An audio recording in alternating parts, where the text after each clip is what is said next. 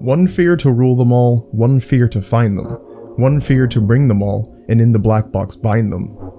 This is the introductory sentence to a scientific, peer-reviewed journal article titled Fear of the Unknown, One Fear to Rule Them All. And as you could have guessed, the entire write-up is completely dedicated to fear. It posits that the fear of the unknown may be the fundamental fear, that which stands at the core of our phobias and terrors. And fearing the unknown is not an accident. It is a trait that has been adapted in human beings across thousands of generations. This is a concept in a field of psychology that I studied called evolutionary psychology, which is an approach to use psychology to explain how the mind adapts across time because of natural selection. Our ancestors feared the unknown because, by definition, there is no way to plan for it. We didn't know what dwelled inside the deep cave or underneath the blackness of the midnight water, or just past the dense thicket in the jungle, so we became fearful of these things. And because of this fear, our ancestors stayed far away from these things and lived to teach their children the same thing, that it is far more advantageous to try to avoid the unknown than to embrace it. Watching someone else make dangerous discoveries is a much better alternative. And I believe we have carried our ancestors' fearful, cautious mindset into the present day.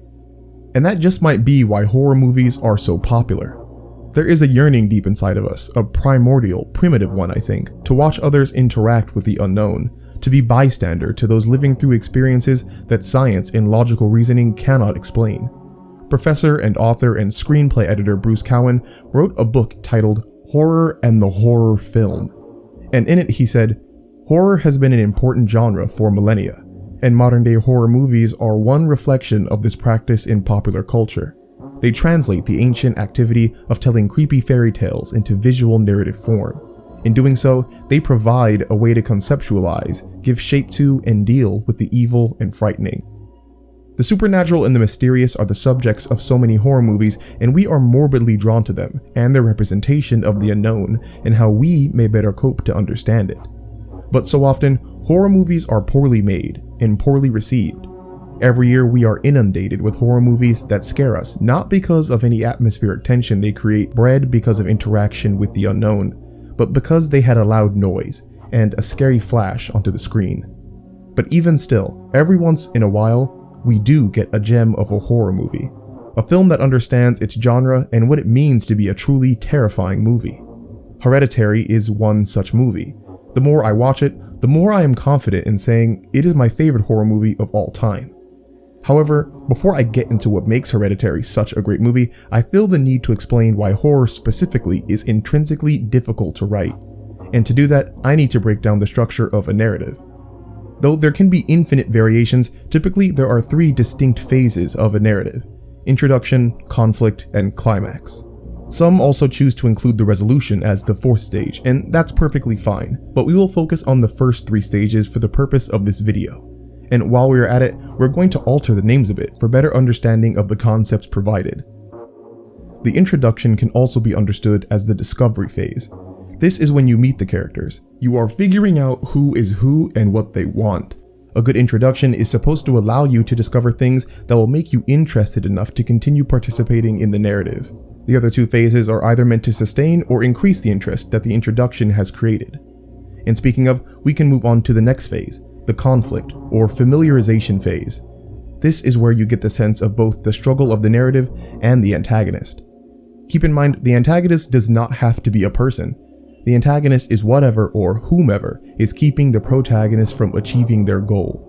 And the reason I call this the familiarization phase is that even though you learn about what the protagonist wants and what the antagonist is doing to keep them from getting it, you don't have the full picture yet. There's still a lot of story to go. You aren't intimately acquainted with the narrative, you are just familiar. But all that changes in our next phase, which is the climax or understanding phase.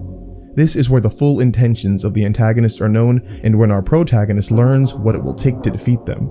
Some of you might recognize this as when the villain gives her evil monologue and tells her evil master plan. Now, why is all of this important? Because in a horror movie, the discovery phase and the familiarization phase will almost always be the easiest to do well. Why is that? Because of the exact concepts that I addressed at the start of the video.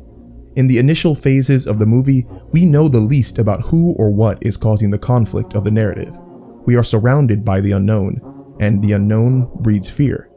When presented with uncertainty and mystery, our minds automatically seek to create answers to fill that gap in knowledge.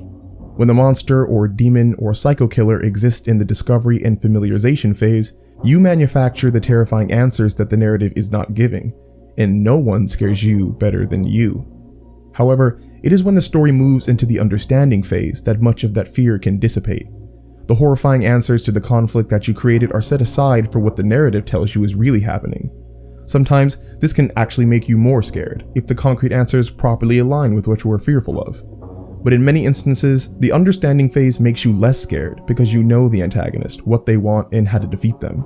The uncertainty and the unknown is gone, along with their power to assist in creating fear. A prime example of this would be The Nun. In the final act, the characters learn that to destroy Valak, they must use the blood of Christ against the demon. Because of this certainty, this disregard for the unknown, the climax and the understanding phase of the movie feels more like an action flick than a horror. And this is where you might have realized that a horror movie naturally runs counterintuitive to traditional storytelling. In reality, you may never get the answers to your deepest fears. They remain ambiguous and unknown. But by definition of their existence, narratives demand that you find out more about the antagonist and the conflict as they progress. And the more we know about something scary, the less scary it becomes. Yet, Hereditary is able to transcend to greatness despite all these limitations, and to do so with two beautifully simple decisions. First, it takes the understanding phase and pushes it as far back into the film as possible, until almost the very last moment. It is only within the last 5 minutes of the film that we learn what has been happening to the family and why. And what this delaying of understanding does is constantly keep us from gaining any knowledge on the circumstances of the horror. Each time we get a little bit closer to the answer, some new aspect appears to keep us in the dark. Movies like The Witch and Annihilation do the exact same thing. The characters never figure out that they have to traverse another dimension in order to save their loved one, or sacrifice themselves to a witch to stop a cataclysm. They were kept ignorant of what to do and terrified because of it throughout the entire movie. And we are able to walk alongside in that fear because of it. But even forestalling the understanding phase until the very end is just a clever choice in narrative construction. What truly set Hereditary apart is that it doesn't try to be a great horror movie. It tries to be a great movie, period. Director Ari Aster is adamant that he wanted to create a movie centered on characters and their struggles. Ari said that he desired scares that were emotionally justified, rather than leaning solely on traditional horror jump scares. According to Alex Wolff, who played Peter, the original cut of the film could have easily pushed over 3 hours, mostly consisting of more family dialogue. IMDb records that many of the cast and crew view the film as a family drama more than a horror movie. Ari Aster himself calls the movie a film about suffering, not about horror. The fear-inducing nature of the film is so effective because we care about the characters. We recognize that we could be them. Sympathizing with the characters in a horror, walking in their shoes, challenges the passive observer role that evolutionary psychology says that we desire for safety's sake. By aligning ourselves emotionally with the characters, we insert ourselves into their circumstance. We are no longer watching the unknown, we are experiencing it ourselves. And that is the one fear to rule them all.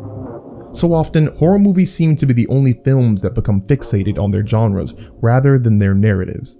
A genre is supposed to be nothing more than the frame for the story inside of it. Men in Black isn't about science fiction. Game of Thrones isn't about fantasy. They aren't PowerPoints or dissertations. They are stories about people who happen to do scientific things and fantastical things. Horror movies shouldn't be about horror. They should be about characters that grow through horrible situations. When movies in the horror genre do focus on being character-driven and not horror-driven, they get the reception to validate their effort. Ari Aster saying that Hereditary was made to be character-driven and not just about horror shouldn't be revolutionary. It should be the baseline. If you like what you heard and want to support the channel, check out my book on Amazon. I will leave a link in the description. As always, it was a pleasure, and I will talk to you all again next week.